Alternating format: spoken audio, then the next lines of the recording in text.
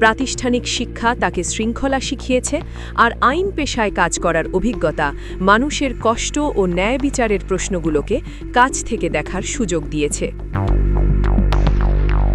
জাইমা আরও বলেন, মানুষের কথা শোনা ও তাদের পাশে বাড়ানোর শিক্ষা কোনো শ্রেণীকক্ষ দিতে পারে না।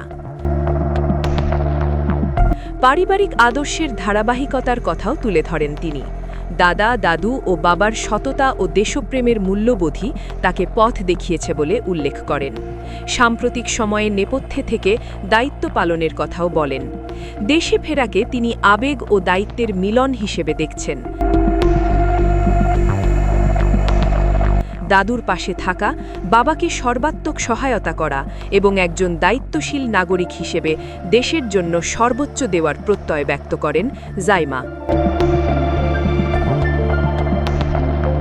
মানুষের প্রত্যাশা ও কৌতূহল সম্পর্কে সচেতন থাকার কথাও বলেন।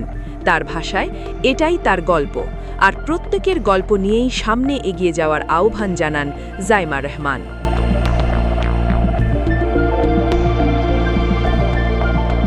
ডেস্ক রিপোর্ট, বিকল্প কণ্ঠ।